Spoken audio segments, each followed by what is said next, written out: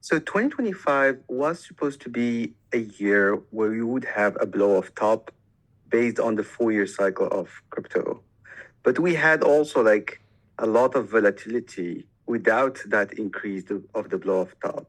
The reason for that is that we had a lot of macro changes. I'm very bullish. I think that every year isn't going to be a crypto year, but we're most certainly in a crypto decade.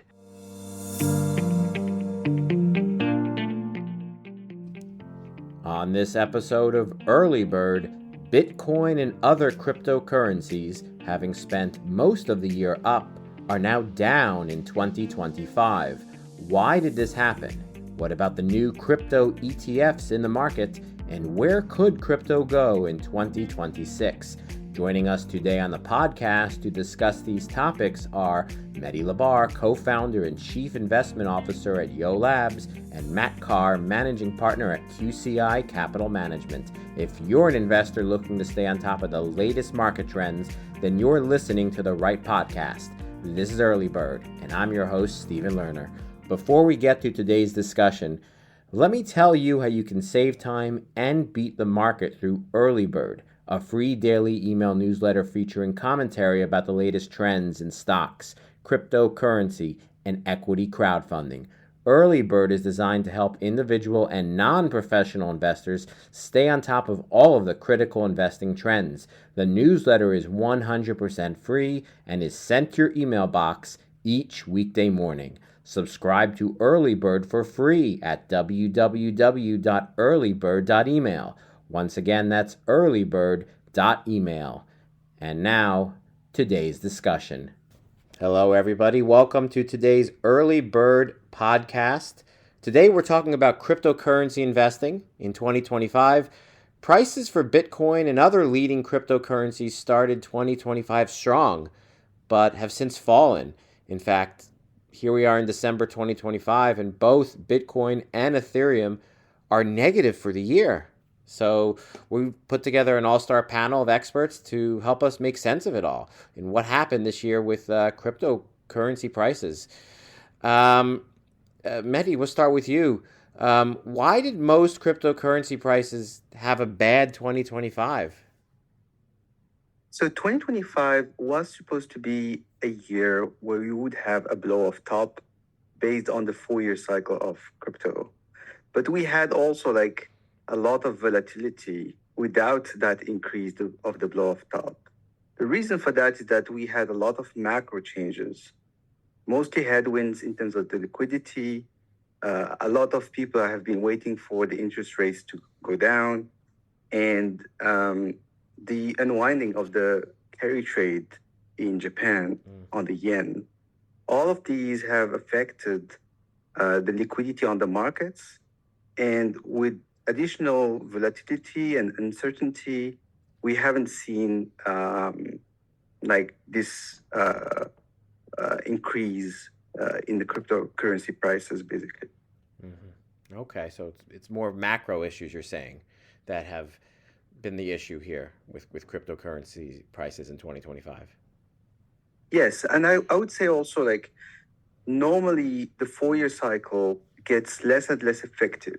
Like it less and less potent every cycle for a very simple reason.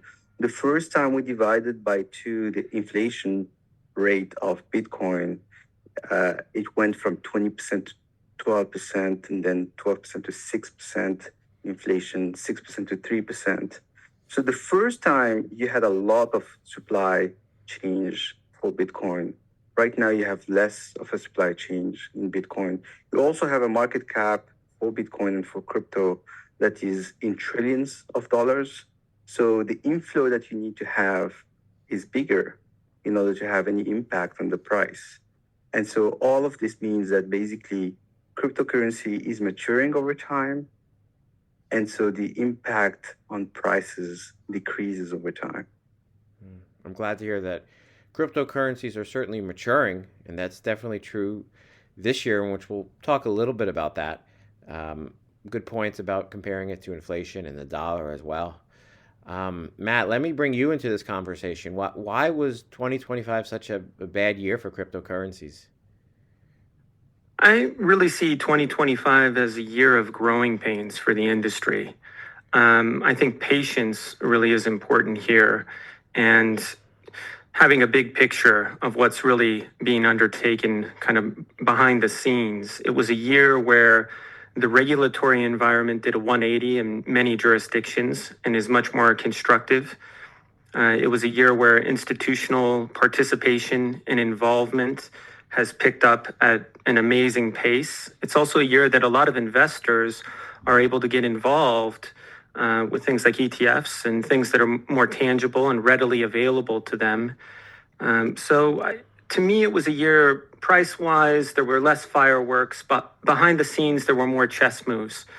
And big picture, I'm very constructive on it. I'm not too disappointed, really, in the year activity here, price-wise. I see it as a year of building infrastructure and building a foundation for the next wave of growth.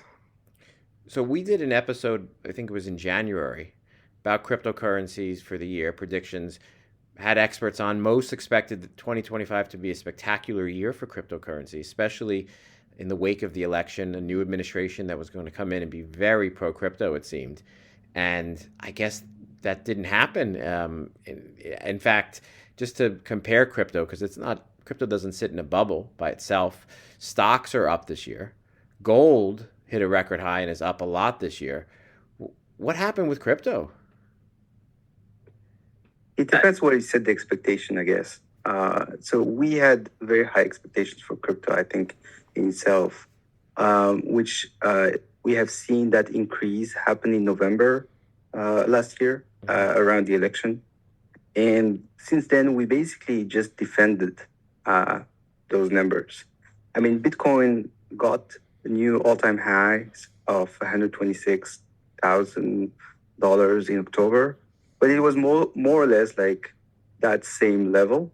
So in terms of total market cap for crypto, we basically just defended the position. And because the expectations were very high, and the good thing, just as Matt said, like we got the regulations that we expected. We're winning like really important points in Europe, in the US, in Asia, in the UAE. Like these are like really good developments. And so we're building fundamentals. The other thing that you could say is that there is much less a reason for like a strong decrease now. Because we didn't have the blow off top, there's like no real reason for selling your Bitcoins now. Like what is like the best scenario? You would sell at 100K, 90K, get it at 70. A lot of people don't want to do that bet. And so I think we got to the point where there is less volatility on the way up, but less volatility on the way down. Now, 2026 can have a lot of volatility because of, again, all the macro things that are happening. But I would say it's just maturation. Yeah, it sounds like there is a floor developing for Bitcoin, for example, price floor, where it won't go down a certain point because, to your point, Mehdi, it sounds like people are just going to hold on to some of their Bitcoin investments, at least for the time being, depending on how the economy shakes out. Matt, you brought up exchange-traded funds, and 2025, if there was a silver lining in cryptocurrency investing, it's definitely the rise of ETFs, exchange-traded funds that are in cryptocurrency. And specifically, we saw a big increase in spot cryptocurrency ETFs this year. These ETFs gave traditional investors increased access to cryptocurrencies as a good alternative for portfolios. So, Matt, what do you make of some of the new investing products this year, including crypto ETFs? I think it's a positive development. It's bringing millions of investors to the table that previously might have been interested, but didn't undertake all of the steps to get involved in crypto. Generating wallets and things can be a bit cumbersome. The user experience isn't spectacular in crypto still. So to me, it's a bridge to the mainstream. and it's going to bring a lot of capital in. It's across the spectrum too, because as you mentioned, there are ETFs that individuals can buy. There's been a plethora of companies going public, whether it's Gemini or even the exchanges that a few years ago that wasn't even on the radar. That's constructive. There's also been a lot of these digital asset treasury companies, which are companies that have gone public, raised money, and they're looking to purchase spot crypto and hold it on their balance sheet. And this has been, in my view, we trade a lot of derivatives. So this is a unique situation where new participants are creating and to a certain degree affecting the underlying structure of the crypto market. For instance, a lot of these digital asset treasury companies have come to the market. They've raised hundreds of millions of dollars, maybe even billions of dollars, and they've gone into the derivatives market and they've sold derivatives to generate cash flow. If you look at the derivatives market previously, we never had large institutions coming to the market looking to sell like that. This has fundamentally changed that aspect of the market. So one of the things that was brought up earlier here was the lower volatility. Well, these DATs, treasury companies, have been selling vol effectively. They've been selling calls. Sometimes they've even been selling puts. And to a certain degree, you feel as though it's affecting the underlying. It certainly is a substitute for buying or selling spot, Bitcoin or Ethereum. And I think that's interesting. That's a new aspect of the markets that we've seen. We traffic in a lot of that. So I feel like the landscape itself is somewhat mutating and changing. But overall, it's growing. And I think that's constructive.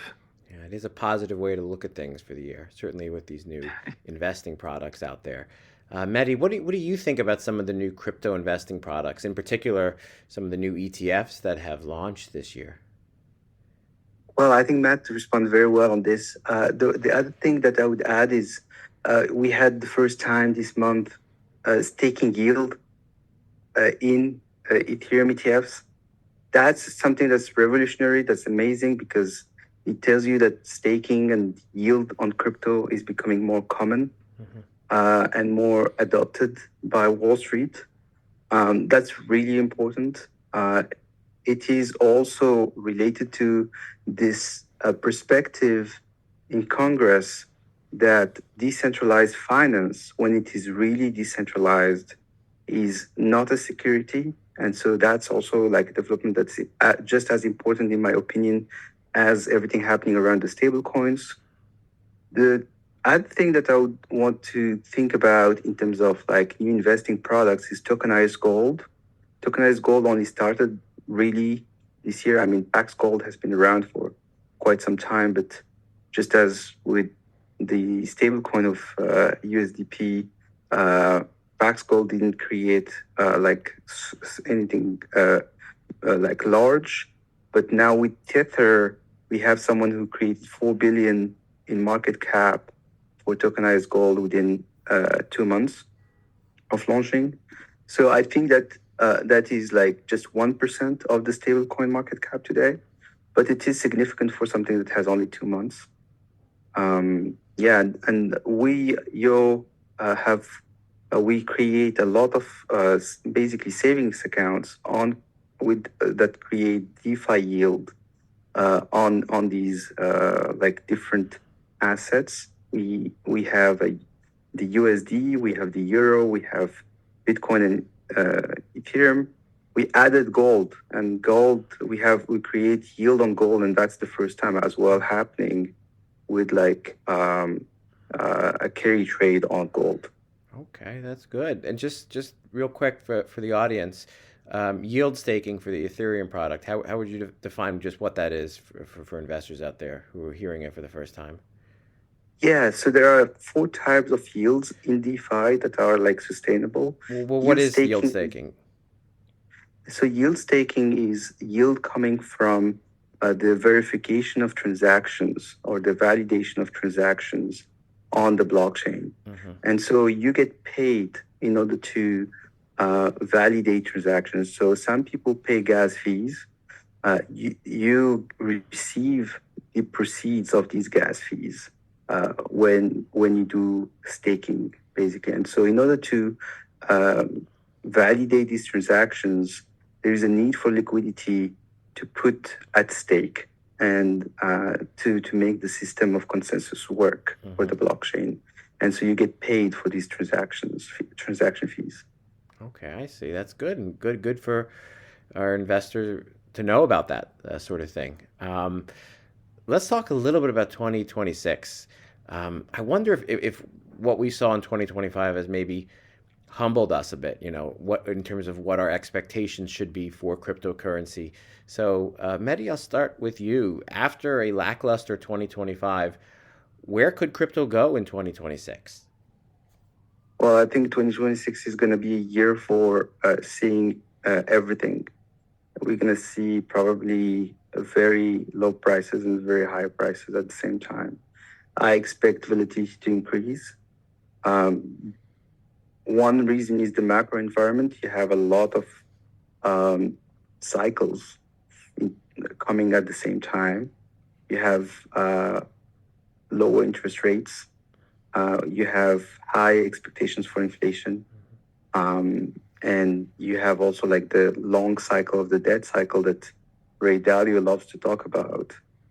One that's almost like 100 or 150 years on the dollar that is coming all together in 2026, 2027. And so there are a lot of points of view. There is no consensus on whether we have overpriced the S&P or whether this is like totally normal with inflation. And so with everything that is happening also around the US administration, I expect the perspective to change drastically during the year. And so I would not be surprised to see Bitcoin both at $80,000 and $180,000. Pretty big range. That would sound like a lot of volatility, but it sounds like anything is possible in crypto next year, which is both a good thing and a little concerning, but interesting that's where things could go. Thank you, Mehdi. Matt, I'll have you close us out. After what happened in 2025, it was not a good ending for cryptocurrency. What do you think will happen in 2026? Where could cryptocurrency prices go? What will happen? Well, I also agree that volatility will probably be higher because it was just so historically low for 2025. And I think the treasury companies selling a lot of it was a unique situation. And as we grow into that, it won't have as large of an effect. Another point that I would make is crypto is still very broad of a space. And I think it's important for investors to separate some of the smaller meme coins and different projects that might come up on their screens or across their computer, and the truly large decentralized digital assets and commodities, the Bitcoins, the Ethereums of the world. I think those are fundamentally different. And so when I speak of crypto, I'm predominantly focused on the largest, most liquid, decentralized projects, things that also have derivatives around them, things that institutions are building on top of. I see JP Morgan just issued equity on Solana, for instance.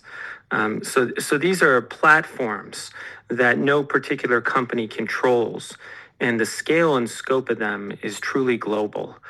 For those projects, I'm very bullish. I think that every year isn't going to be a crypto year, but we're most certainly in a crypto decade. And it's important to keep that in mind. I would be very careful and leery about smaller projects that maybe aren't as decentralized, maybe difficult to understand the token creation and diffusion of on the front end. That's something for investors to always look into. But for 2026, I'm optimistic. I think that we'll be higher. So focus on the big fish in cryptocurrency, the Bitcoins, Ethereum, Solana, Cardano, for example, all the bigger projects you're talking about. Yeah, you're really seeing some of the largest platforms have infrastructure built around them. So now there are swaps built around them. There are options. These are put and calls, just like you could trade in stocks. There's swaps, there's perps, there's all sorts of infrastructure being built. So what that's going to allow is that's going to allow investors to create different return profiles, but it's also going to allow institutions to get involved at scale because they don't have to go into something that's relatively illiquid and buy spot and potentially move the price a lot. They can deal with that in other manners. So I think that's really good, and it will generate a lot of growth.